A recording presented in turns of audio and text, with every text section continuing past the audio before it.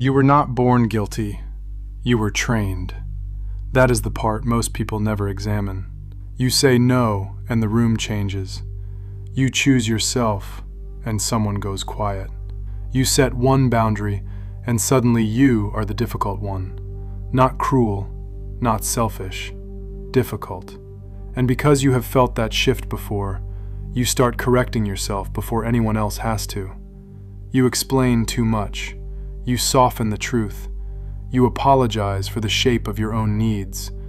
And after a while, it starts to feel natural, like goodness, like maturity, like love.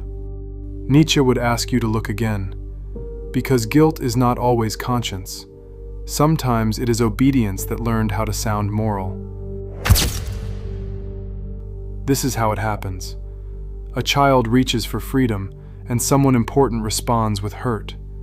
Not rage, perhaps, something subtler, disappointment, withdrawal, coldness. The feeling that choosing yourself has injured the room. You do not understand the politics of it yet. You only understand the sensation. When I become fully myself, something bad happens.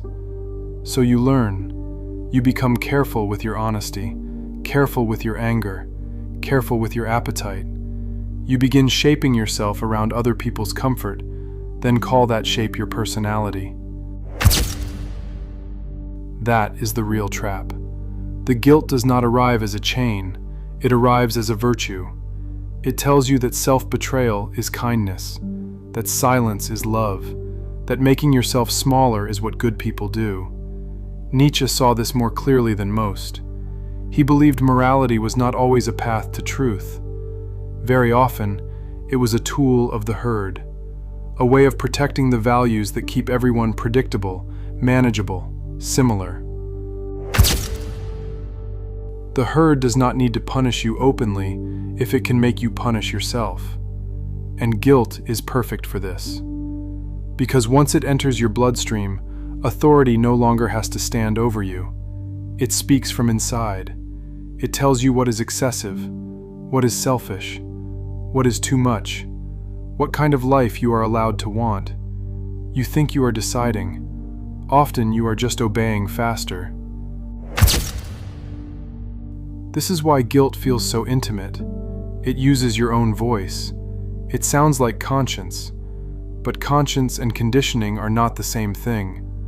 One asks whether something is right. The other asks whether your freedom will upset the people who benefited from your restraint. And the two are easy to confuse if you were rewarded early for making yourself easy to manage.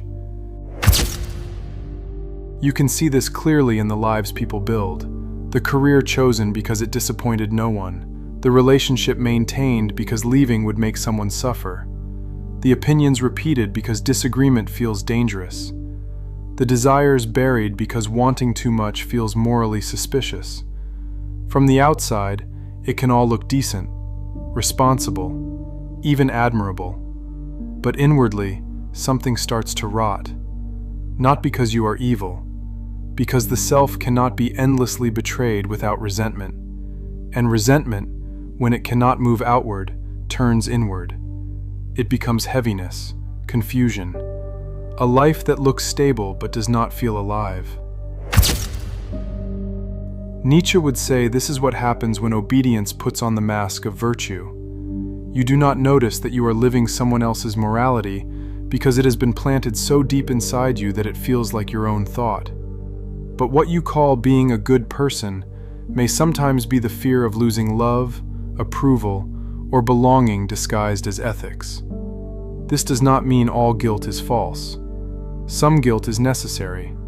Some guilt is the soul trying to call us back from real harm. But a great deal of it is social, manufactured, useful to families, groups, cultures, and systems that survive by teaching people to mistrust their own freedom.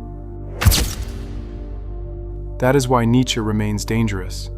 He asks questions most people are trained never to ask. Who benefits from your guilt? Who became more comfortable because you learned to call your needs selfish? What in your life have you refused to become because someone once taught you that your expansion would count as betrayal? These are not small questions. they threaten entire identities. Because if the guilt was learned, then the self built around it may also be learned. And then one must ask, how much of one's goodness was ever goodness at all, and how much of it was fear in ceremonial clothing? We have made a mess of this, no doubt. We have often called submission kindness, self-erasure love, and guilt wisdom. We do not, on top of everything else, need to be surprised that it became difficult to know where conscience ends and training begins. Nietzsche would not ask whether you feel guilty. He would ask who taught you that becoming fully yourself was something a good person should apologize for.